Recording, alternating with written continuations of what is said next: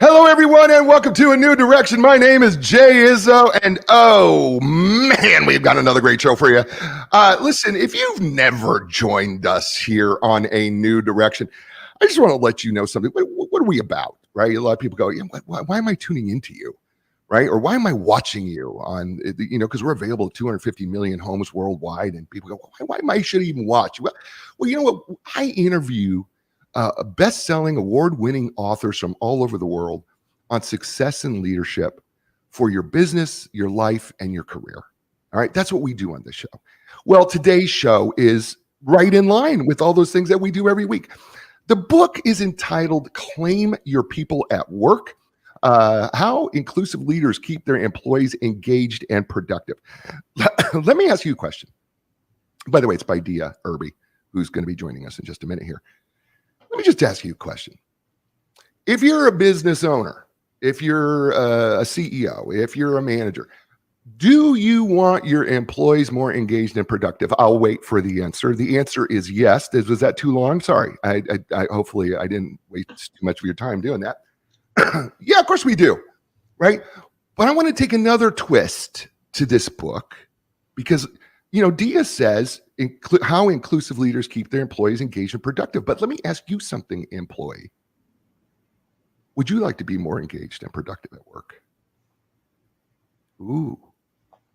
Because the one thing that I found out when I started reading this book, I started thinking about, of course, from the leadership standpoint, but then I started thinking about from the employee standpoint. What can you do to be more engaged, right, and productive at work?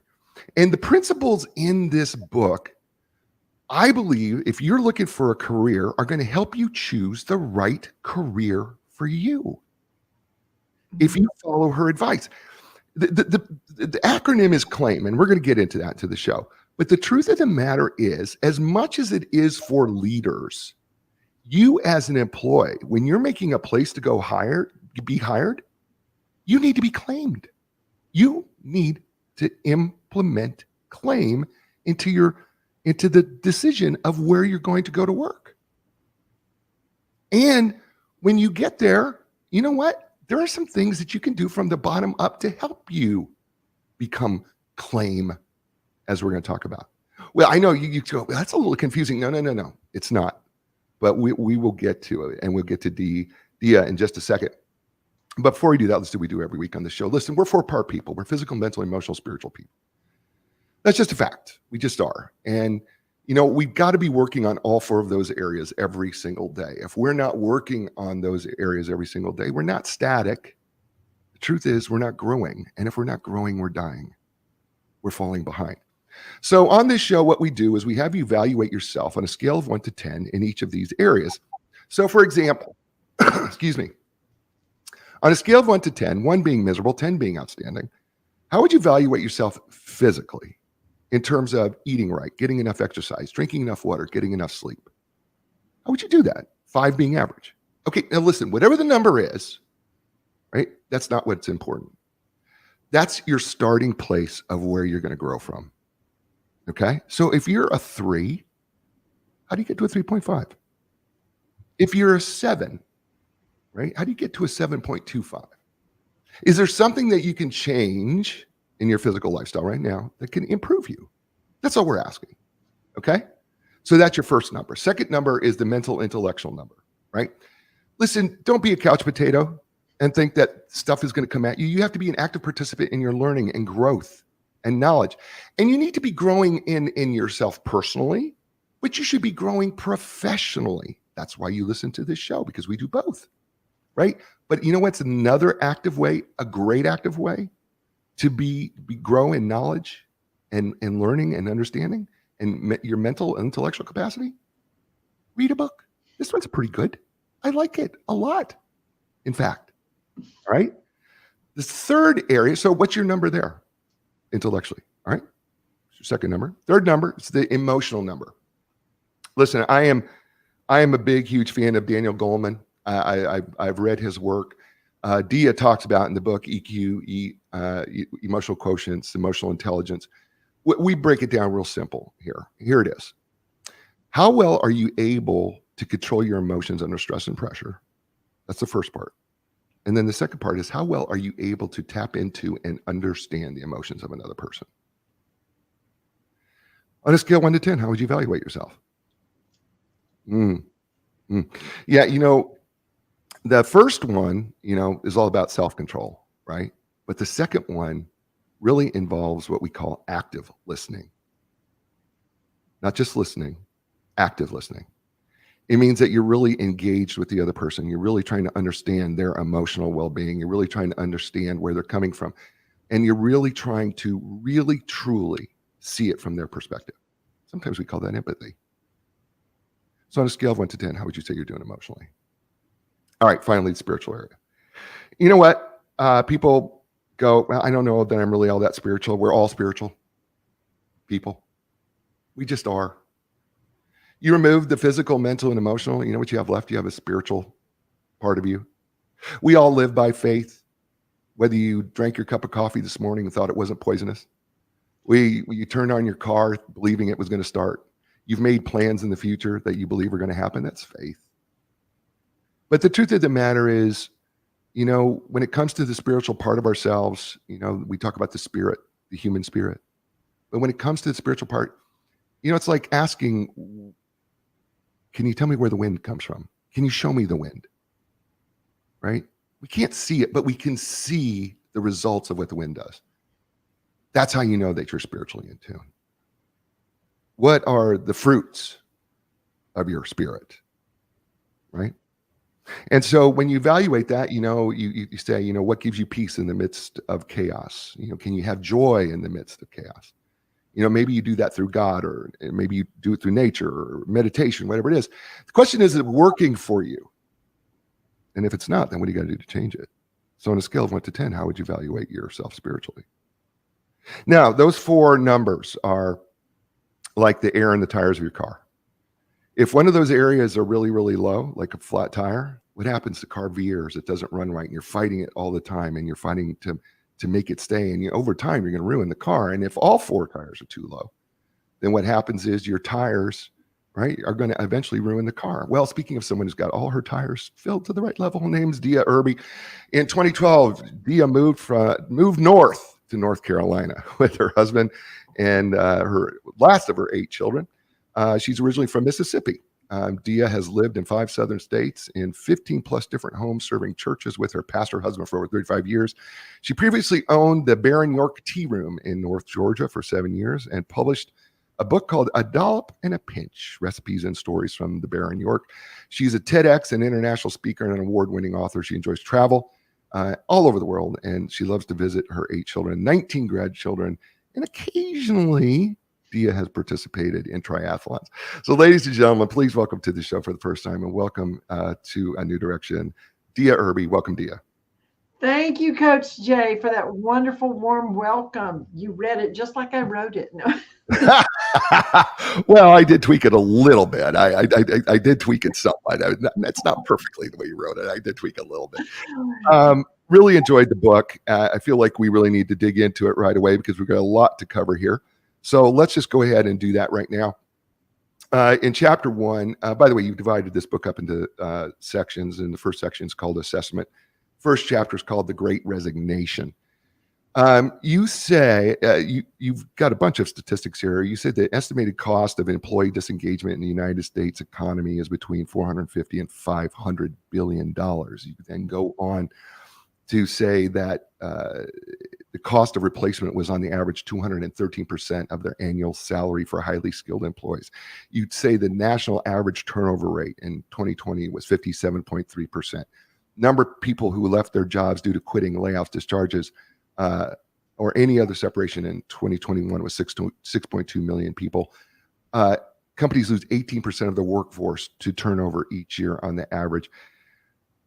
It just goes on and on and on, and it just doesn't sound like good news. Help us kind of make sense of these statistics and why they're so important when we talk about C.L.A.I.M. I've heard it said, people were not quitting their jobs. They were quitting their bosses. And of course, everybody had a reset during the pandemic. Right. People got home and they were working remotely. realizing, wait, I don't really like going to work in that office. Oh, wait, I don't have to sit through traffic for an hour to get there and Right. get on my computer. I can do it at home. Hey, boss, can I keep working at home? No. Okay, I'll find another job. Right. Those Right. were just some of the elements. If you have created, as a leader, if you have created a place that people can't wait to get to because they feel so supported and they feel like they belong and they don't want to miss anything, then you're going to keep them, and they're not only going to stay, they're going to take your business to the next level because Mm, they care. They have ownership. mm. And here's the thing that I think, if you're a business owner, and I hope you're listening to this really, really carefully, the truth of the matter is people have more options today than they ever had in terms of finding some place where they do fit. And you have to ask yourself, I think, based on what I'm reading in your book, the leaders have to ask themselves some really hard questions here. And the first one is, am I doing everything I need to do to make sure that I'm taking care of my people? And, we could talk about Chick-fil-A forever because they do such a great job of that. Yes. But it is a great example, though, of what they do, not just to hire, but how they continue to take care of their people, and people love working there. And it's not that it's not about the money. Mm-mm. And everybody wants to go towards the money, but money is not the answer, is it, to keeping people? Well, it does help to get paid, but it is not. It is not always the deciding factor. The Right. Chick-fil-A that's 3 blocks from my house, I I have a friend whose daughter works there, and the manager there, who became that franchise owner after going through all the training and being qualified. They're very selective. It's very hard to get a franchise. He invites the new hires and mixed with others over to his home for a cookout to get to know them, to support them, because he cares about them as people, not they're filling in the blank and they can reach the chicken out, the sandwich out the window. Mhm. That is what they're taught, how they're taught to create this culture where people know that they're seen and heard and they're included. You ask in chapter 4, you ask some really important questions, and I thought maybe we should kind of talk maybe about a few of them. The first question you ask is, who am I leading and what are they like? Why is that an important question for leaders to ask? You need to know their personality types. You need to know uh, who you're attracting. Who is it? Who are the people that you need around you, and how can you describe them when you're building your staff or increasing your business? You need to know the people, who they are. They're not, everybody has different personalities, of course, but they also have communication styles. One Mm, person may need a visual, like send a video message. Hey, don't forget to this, or would you please this? Some people need it written out. They have to see it. If they're not remembering what you're asking them or telling them, then you may not be communicating in a way that they can receive it. Also, some people are processors, and you just have to know your people. Who is it that you're leading? yeah, you know what? I think when people talk about vision, right, and you make a distinction between vision and mission, because vision is the more long term. These are vision questions to me. Um, you know, when you're creating your culture, you have to have a vision for your culture, and I believe I think that question, that first fundamental question, who are you leading, is so important as part of your vision, because you may have a vision for the company, but if you don't have a vision for the type of people that you're leading, that's going to affect your hiring, isn't it? Exactly. And you need to onboard people that will fit in that. So you need to know be able to define your target, give your avatar of the person that will be in alignment. And it's not so that they can fit in. It's not like I'm being selective and only people that can fit in, which I've been told is not a positive way to say that, but someone that's you are in alignment with as well, that both of you can work together for a common vision, for a common mission. So defining that avatar, who is it? In your culture, there are multiple kinds of cultures, and except for the ones that are toxic, there are multiple right ones. Like, do you have a laid back, creative, sitting on beanbags kind of culture that is because it is in alignment with where you want to go with your company or your team? I mean, this applies to anyone who is in a leadership position, whether it's a company or a committee or a nonprofit. Or do you want to portray a vision of business, like, suits, and not be the casual? But what do you want? So you need to know who it is that you want to attract. And then it leads to another question that you asked that I think that we are so unaware of this question, I believe. And that is, what are my values? That one's a huge question, because I don't believe, when I ask people, what are your values? They kind of scratch their head, that they haven't thought through it. Talk about why knowing your values clearly in terms of your vision is so important. If you're going from point A to point B and you have your values and you know what they are, if your value that you want to have is, well, let's take Chick-fil-A. They have a value of customer service. All right. So if that is a high value for them, they really value customer service, then they need to do whatever it takes for the people working there to have that same focus, that same value. If they, so they train people, and then people that feel valued know that they can spill out that customer service to other people.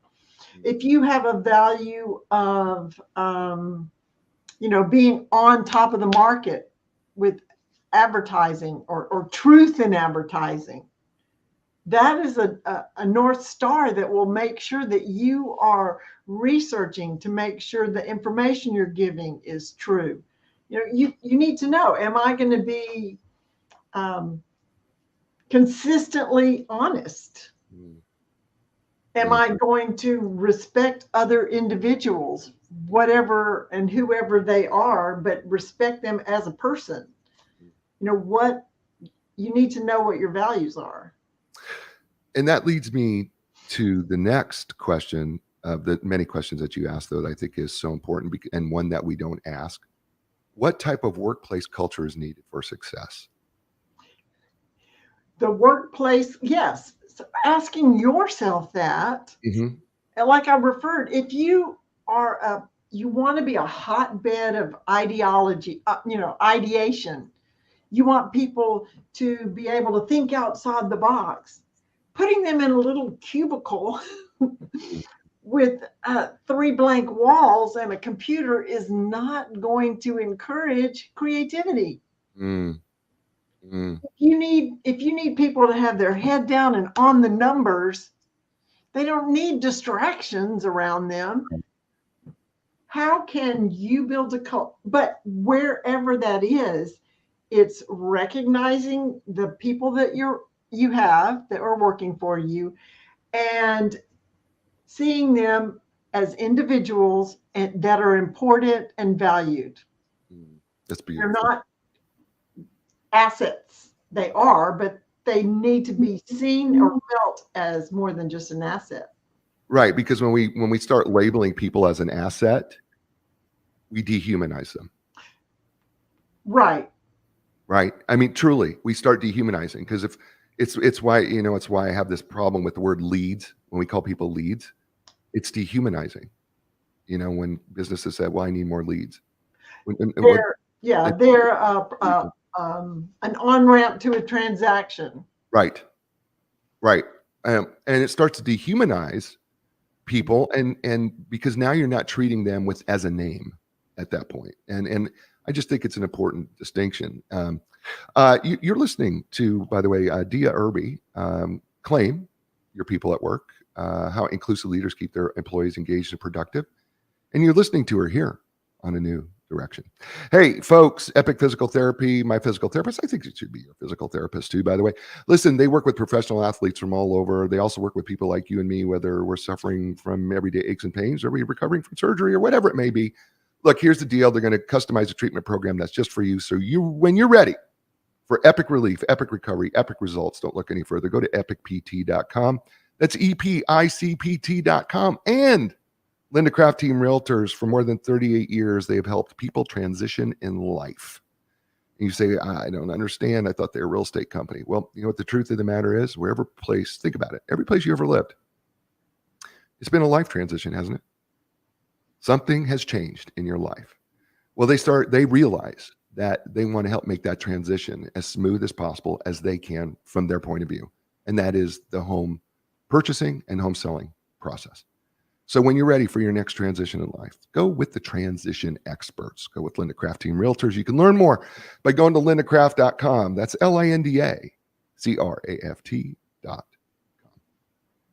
And we're back here on A New Direction with Dea Irby and her book, C.L.A.I.M, Your People at Work, How Inclusive Leaders Keep Their Employees Engaged and Productive. And now, Dea, comes the answer.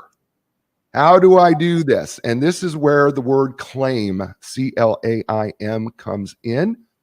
And so now we've got to talk about claim, because this is your process that you've built to help, and it works. That helps companies help their employees become more engaged and productive. So let's just go start right into what claim is. One of the things that you say before we talk about it is you use the term facets instead of elements.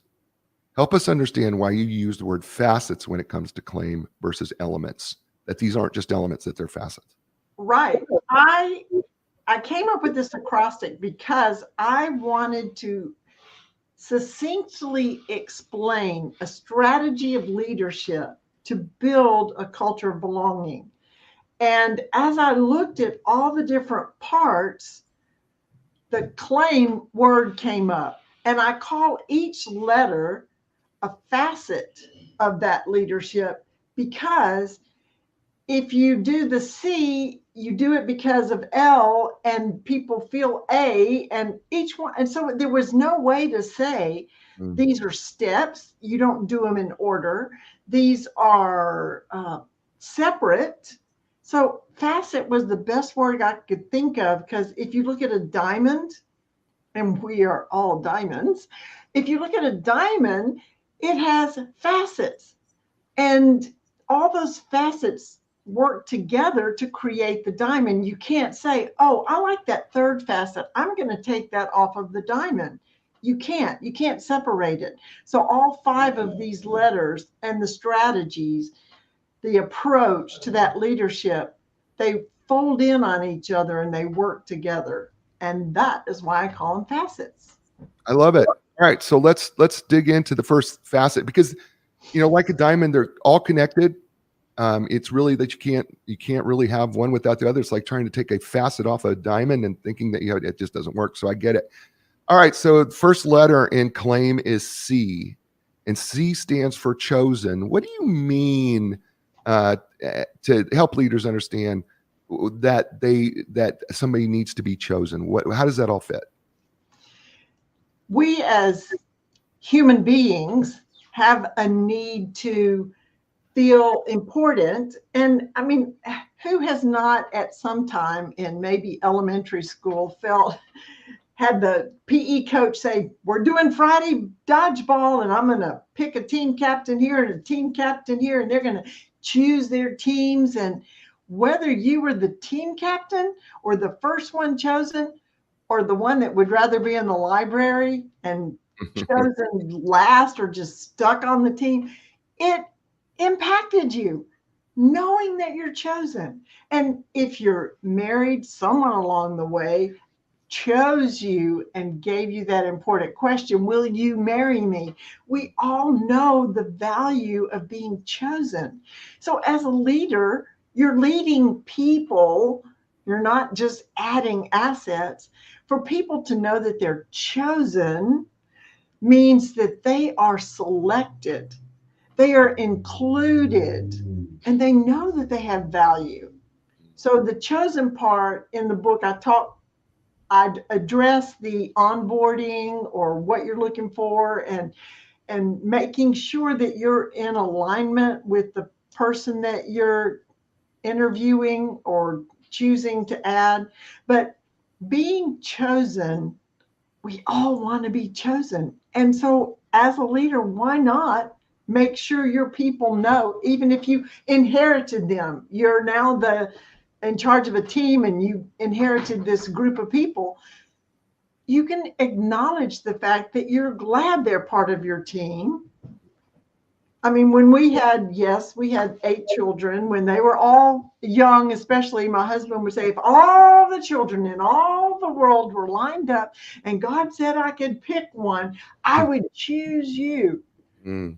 So, of course, I would choose you. And then, we had a girl, then the boys, and then 5-year-olds, and but we would still choose them. Right. Here's something that you said when it comes to hiring and being chosen, and I thought this was really important. You said if you hire people because they turn into an application, it is as much like having a participation trophy. And I really thought about that, and I was like, wow, that is so true. So often we get so desperate to hire, we just hand out participation trophies based on applications. But it really speaks clearly to, do you know your hiring process and who you want to hire, which goes back to the very first question. Who are your people? Mm-hmm. Mm-hmm. Right? And then you give a staggering statistic here by Stacey Garland of Vervo, where she says as much as 80% of employee turnover is a result from bad hires. Yeah. So how important is, making sure that you have a good choosing process? Very important. And also, if you have to wait, if you haven't found the right person, it's almost like marriage. Well, he asked me, so I guess I'll marry him. But wait, he's not right for you, as everyone has been telling you. Yeah, but he asked, and I want to get married. Well, no, wait for the right one. Same thing with leaders. If you're hiring, wait for the right one. You'll only pay in megabucks and in pain and monies with the divorce. Mm, yeah, right. Well, and you say in this section of chosen, you do tell people that we have to be extraordinarily careful about our biases when it comes to hiring. And I just want to throw out some of these biases and comment them as you will. But here's some of the ones I thought are really important. One is called similarity bias, right? That we hire people like ourselves. There's a tremendous danger in that, isn't there? Well, you're not getting the variety and the diversity that you need. If everybody's like you, then and maybe they have your strengths, then they also have your weaknesses, and you don't have anybody different than you with different strengths. Right. One of the other ones that I found was really interesting is the bandwagon effect bias, right? That, sometimes they do these group interviews, right? And so they interview the candidate, everybody else likes them, so they go ahead and hire them because everybody else likes them. I mean, right? The bandwagon effect can be a problem, can it?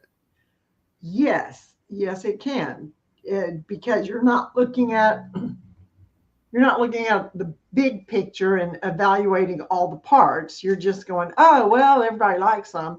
Right. Well, then is everybody going to fire them when they don't work out?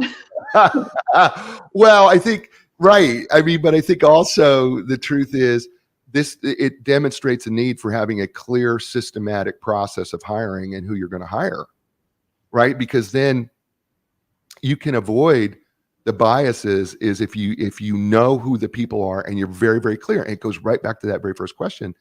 And that is what you said. And that is, how clear are you on the avatar that you have to have in order to be successful in the culture that you've created? Right. And the more hoops someone has to jump through, the more that they disqualify themselves, if they can't get through. I did hear, and I wish I could remember it, there was someone that works with helping people hire.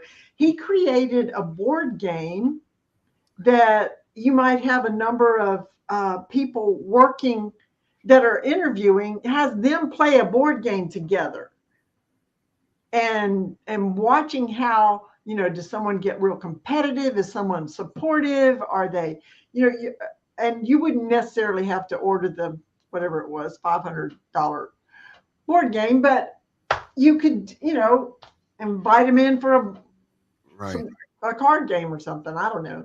Yeah, well, no, I can't remember the person either, but as soon as you said it, I was like, oh, that's right. There was this board game that you could purchase, and you put the people in there, and you can observe their traits while they're playing this game. But the game is designed to bring out the traits. Exactly. Yeah, it's designed to bring out these traits, and I can't remember it either. Okay, all right, folks, listen. I'm going to tell you what. I'm going to look it up, and I'm going to find out what the name of that game is. I promise. Put it in the comments. Yeah, I will try to find it for sure. I'm going to give one more, and it's because I think it's really interesting, and it's the contrast effect. And what we have, and it's really based on comparison, whether it's people who are people that we like or people that we dislike, and there's a danger there too, isn't there? Yeah. Well, the thing about biases is that they're unconscious, usually, mostly, and we don't know that we have these biases. We just, we think we're using our own smartness. So it does help to have the process where you have other people with their input, not the bandwagon, but just other opinions to help you know if you're being biased. Right. There's something that you said after this that kind of generated some thought process for me, and you didn't say it exactly this way, but it's kind of how I interpreted it. And that was, you hired these people, which means that you have chosen them. Mm-hmm. Do you treat them as if you chose them? Now, you didn't say it exactly that way, but it's really what you meant, because I think what happens is often we choose people to work for us, but we don't treat them as chosen. Because you make the comment, like, how often have you said to those people that you chose, I believe in you, or you got this? Yes, you got this. And the impact it has. Mm-hmm. I had a friend, a colleague, tell me about two different experiences she had in the corporate world. The first one, I think it was maybe even one of her first jobs, if not her first job. And the boss that she had would give her these jobs that she just didn't think she could do, but the boss would say, you got this, you can do this. And she would, and then she would get another job that would stretch her more. And she just kept taking on responsibility and growing and advancing up through the ranks. And she was thrilled to go to work. Well, circumstances changed and she ended up at another job, and she was all excited. She came with the enthusiasm. She was chosen. Right. But nobody even actually acknowledged her existence almost. The boss, what she would do above and beyond, she would never get recognized for that. It was just like, okay, we filled the spot, you're here. And after a while, she was relegated, or she even put herself in the position of, I'll just show up, I'll do what I have to do, I'll check the boxes, and I'll go home. Quiet quitting. The quiet quitter. She lost her enthusiasm to be engaged. And when we don't remind people that we're glad they're there, that we've chosen them, that we know you got this, that they lose interest. They're not engaged anymore. Well, And they get demotivated. yeah, right. I mean, we all, even if it is a participation trophy, Right, we right. all do like to get some kind of certificate or recognition, which is the other facet of acknowledged and the power in that. Yeah. Well, let's get to that. Well, before we get to acknowledge though, let's go to L. All right, the L in claim. So C is claim. So C is chosen. Folks, you chose your people. Make sure they feel chosen. All right, next one is loved. All right. When you say loved, what do you mean by making sure your people are loved? Yeah, business people might think, what's love got to do with it? I mean, we don't want to be a huggy, kissy, kumbaya place. No, what I mean by love is it's a safe, secure environment where a person is encouraged to be the person you hired them to be. Right. They're able, the leadership is, the kind of love that's obviously not harassment love. It's the unconditional acceptance love, the love that says, I accept you for who you are. Now, we may need to talk about that performance on that particular job, Right. but it's your performance we're talking about, not the value of you as a person. Right. And a loving, secure environment where someone can go to the leadership and say, hey, I messed up and I just want to tell you about that and know that, that can be worked through. Or, hey, I've got an idea about how to be more efficient in taking care of this project. And I want to talk to you. Are you the leader that has a loving approach that people feel that they can talk to you? That's the kind of love I'm talking about. Well, love is an action. I mean, oftentimes you want to just completely associate it with an emotion, but love is action, right? Right? We talk about love being patient, love being kind. It doesn't get arrogant. It doesn't boast, right? But they're actions, right? And yeah, we have to say hard things to people, but not because we're against them, because we love them and we care about them. And I think, and you mentioned this too, that love in the workplace is so motivated by action, but it also means that you not only care about what they're doing, you love them and you want to see them be successful. I just had a coaching client I met with this morning, and I met with their team. And the thing that she said, she was the last person I asked the question, what are you excited about? What good things? She said, I love my team. And she said that in front of her team. She goes, I feel so proud when you guys are successful. And I thought about that in terms of what you wrote here. And I was like, well, isn't that demonstration of love? Here she is. She's the owner of this company. And she just told her people that she loved them and she wanted to see them succeed, And, I think that's what we're really talking about. And I'm not saying, listen, I'm not telling you that you have to tell your people that you love them. Although I don't think that's a bad idea if you really mean it. But I do think that we have to demonstrate care and openness, and I think that's what you're talking about. Well, you mentioned emotional intelligence earlier, and that's part of it, being Yeah. able to show empathy. Mhm. If you are emotionally, if you have a high EQ, that means you can recognize your emotions, you understand your emotions, you can label it, you are expressing it properly, and you can regulate it. All of that's from a book I'm reading, Permission to Feel. Mm. If you have emotional intelligence, then you are showing that love through empathy and understanding and helping people. It's a loving thing to help people through a situation where they can handle it properly. Is it loving for a parent to discipline their child so they don't run out in the street? Well, I hope so. Right, right, right. So it's this, it love does not mean that there's no correction. Right. There's But training. yeah, well, and you do make a point that ultimately it's about trust. If you love your people, you're building trust with your people, Yes. right? I mean, and that's ultimately what you want your people to do is you want your people to trust you. And, Mhm. and that means you do have to make hard decisions sometimes. And it means that sometimes you do have to, discipline is part of it, not out of anger, discipline out of love. And that's a way different thing. Oh, right, right. Yeah. Which is how any discipline should be. Right. Absolutely. Absolutely. Her name is Dea Irby. The book, Claim Your People at Work, How Inclusive Leaders Keep Their Employees Engaged and Productive. We got 3 more letters to go.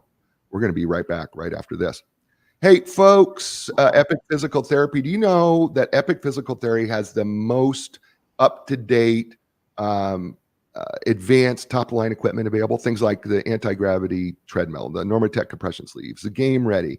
They're trained in the most cutting-edge treatments like blood flow restriction therapy, dry needling, cupping. That's just a few.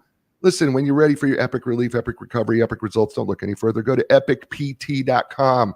That's EPICPT.com. And Linda Craft Team Realtors. For more than 38 years, I've been helping people transition in life, because every place you've ever lived is a transition in life. And they have been doing it successfully, helping thousands of people all over the world, right? They're independently owned and operated, unaffiliated with any national or international company. They are a locally owned company, and that gives them an advantage to being able to have connections with people all over the world, finding the best professional for you. So listen, when you're ready to make that transition, whether it's selling your home or buying your home, start with Linda Craft Team Realtors. That's lindacraft.com, LINDACRAFT.com. And we're back here on A New Direction with my friend, Dea Irby. And hopefully she's enjoying this as much as I am, because I'm certainly having a good time going through this. You having a good time, Dea? I am. I love sharing with an audience, and thank you. You're a fabulous host. Thank you. All right, so let's dig into the letter A. So we've done chosen, we've done loved. A is acknowledged. So help us understand that third facet. Well, who doesn't want to be acknowledged? Mm. Goes way back, like when you let go of that from cruising and you took your first step, and everybody there was videotaping. Well, they weren't way back when I took my first step, but everybody's like, yay, yay, yay. And it like, ooh, that feels good. Somebody acknowledged that I accomplished something. That's one thing, is being acknowledged for what you've accomplished. But there are other ways to acknowledge people. You want to know that you're seen and heard and empowered. And there are actually three simple, put it in practice, cost efficient way that you can change the world by acknowledging people. And one of them is, Jay, to call people by their name. When you're talking to people in the office or that you're leading, just use their name. And practice this when you're out in the world buying something at the store. Look for the name tag. Or if you're ordering, always ask the name of your waitress or waiter so you can use their name. You may be the only person that whole day, or maybe that week, that has acknowledged that person has their own identity and they have their own name. That's one way you can do it. A second way, and people don't do this anymore because they have their cell phones. Oh yeah, hey, how you doing? And I'm talking to you, but I'm looking at my cell phone. Look people in the eye when you're talking to them. And for those that are consumed with meetings, find your camera and look in your camera so that people see you looking through the lens to them. Right. And my new favorite way to acknowledge people, and it's more contagious than the flu, I've discovered. And it's sort of like legal free drug dealing. It's smiling at people. Right. When you smile, if you have caught their eye, their body involuntarily creates a smile. Yeah. And your body, when you have a smile on your face, releases happy chemicals Right. in your brain. Right. And, oxytocin, all those. In this, Dopamine. Yeah. I Dopamine. Right. yeah, I just call them happy chemicals. I'm being real scientific about that. But can you imagine if you walk in to the office or in the boardroom or whatever, and you just look people in the eye and smile? Right. You've just dealt out free happy drugs. Yeah, I know. It's beautiful, isn't it? I'm not bragging on myself. I'm not trying to do that. That's not what I'm doing here. But I have made it a practice to try to know every person in my grocery store right near me. And so I was started with the name tags, but now I know them by face. And so, I know Brandy and I know Kim and I know Clayton and I know Jennifer and right Edith and it's amazing when when I walk through the store and they have their back turned to me and I go, "Hi, Miss Edith." And she'll turn around and I'm smiling and she's got this big smile. It's such a little thing that means so much to be acknowledged. It's powerful. I can't tell people enough. Do your you asked that. Know your employees. Well, if you know your employees, you're going to acknowledge them, right? But the one thing you do talk about in this chapter, though, is you talk about acknowledging their differences, and I think that's incredibly powerful. There's so much to this facet. But and we kind of alluded to that when we talked about the avatars. But acknowledge the fact that each person is their own person, and you can't lead unless you're a sheepdog with cows or sheep. You need to look at each individual and how they can best be their best selves by your style of leadership. Yeah, I think one of the things that I pulled from that was everybody is unique and they bring their own unique gifts, talents, and abilities to the table, and you need to acknowledge what those are and how they fit into your company because you chose them. Right. Here's a practice I invite people to do, or challenge if you want to be challenged instead of invited. Write down your top, if you have a whole bunch of people, write down maybe the top 5 or 10 and put beside each person's name what they bring of value to your company, to your committee, to whatever your situation is. And then make it a point to write a note to them. Thank you for how you are so strategic when we're having our planning, or thank you for how you think outside the box and stretch us. Whatever it is, make a list and say it personally. Go to them and look them in the eye and smile and tell them, or write them a note. And if there's someone that you can't think of what they contribute, think deeper, or it may be time to let them take their greatness to a place that they're more suited for. Yeah, that's beautiful. Beautiful. All right, let's go to the I in claim. So we've got chosen, loved, acknowledged. I is invested in. What do you mean by invested in? There are multiple ways, again, on this facet that you can invest in people. You can invest with training, of course, a bonus. Who doesn't want a bonus? You can invest with money. You can invest with equipment. Like if you ask them to do a task, have you invested in the tools that they need to accomplish the task that you've given them? But the one cost efficient, again, mostly, that is the same as children spell love, T-I-M-E. Investing time in your people. And this can be a walkabout, walking around. If you're in an office, there was one person that had a habit of coming into the office. The boss would come in, he had a football in his hand, he'd look around, and if somebody looked at him, he'd throw a football to them and they'd catch it, and he'd go over to their desk and spend 5 or 10 minutes just Hey, how's it going? Tell me about how was your daughter's soccer game, and just investing time. Mm. Yeah. That return on investment is incredible. It Mhm. engages them. It makes them want for you to succeed. They want to bring their best. They're saying, hey, he invested time in me. I'm important.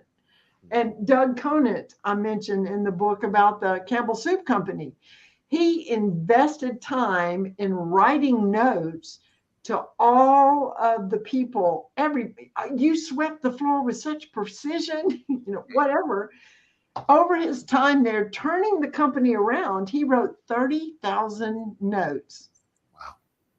That Wow. took time. Now, some of the people he wrote notes to, because it was back when they didn't have emails, so he had to write a note. Right. But he spent the time investing in his people Right. and turned the company around. It was about to no chicken soup. Whew,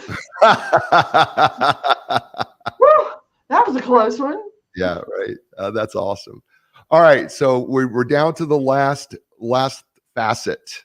It's the letter M, made for greatness. Help us understand made for greatness. How would you define greatness? What do you mean if someone says you're made for greatness? How would you define what greatness is? Are you asking me? Yeah. Oh, okay. Wow. I'm not used to being interviewed on my own show, but that's good. This is good. That's good for you. So, you know, I think greatness in terms of for people, and I'm not trying to sidestep it, but I think it's much like success, right? So I think people have to have their own version of success. I also think people have to have their own version of what is greatness to them. But when I look at it from a leadership standpoint in my people, I look at their potential of what they can do. What are the possibilities for excellence, right? And so when I look at, I think everybody has a possibility for excellence because I believe that we're all given a set of God given natural gifts, talents, and abilities that we just haven't tapped into and used them fully to explore a meaningful purpose that impacts the world around us. And so I believe in people that much that if they could tap into what they're naturally gifted at, and if they can exercise and utilize those gifts, then they're destined for greatness. That's how I look at it. And scene. Perfect. So everybody has greatness Yeah, because each of us is uniquely gift wrapped, if you will, yeah, for the world. It's like there's a big jigsaw puzzle, and each piece, you have 1,000 piece puzzle, and you think, yeah, well, this is just one little piece. Well, guess what? The picture's not complete if that one little piece isn't in its place right. with its particular color, its part of the pattern, its shapes that fits exactly there. I believe that everyone is created, like you said, with gifts, abilities, passions, experiences, knowledge, Yep. everything wrapped together. And when they are able to bring that to the world, to fill in that hole in the big puzzle, that is being in their greatness. Yeah. And the world is waiting for them. The Yeah. world needs them because everything that they're supposed to do, everything that they're on earth for, has already been designed for them to fill out those jobs. And they impact the whole picture Yeah. of the world. Yeah. Yeah. And I believe that those unique talents, gifts, and abilities that they bring to the table, this is where bias can sometimes go in because, and why acknowledging differences is so important, is because those differences and those gifts can do the same job that someone else is doing. It's just that they're going to do it in a way that's uniquely designed for them, that's going to bring power to the job. Absolutely. And the M, I kind of cheat.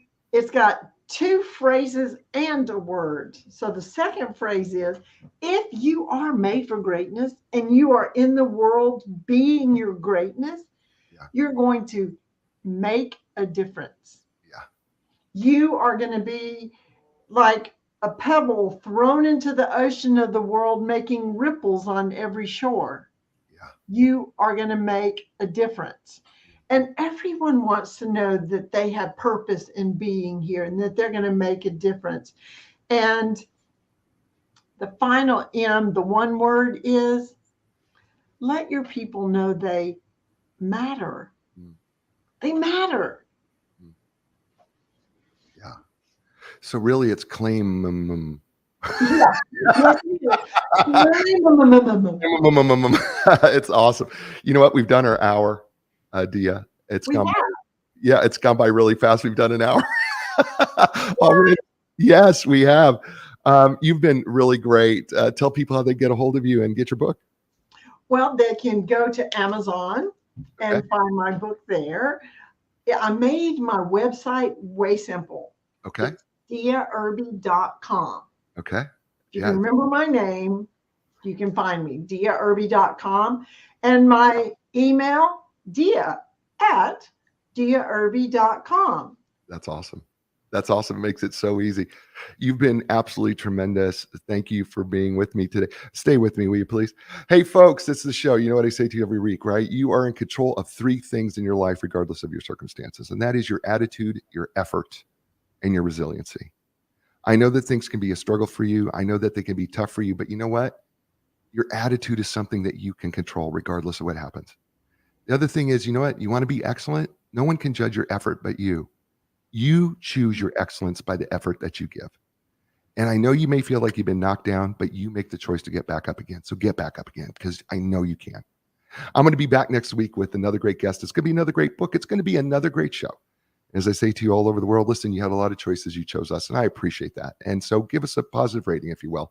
As I say to you all over, ciao, everybody.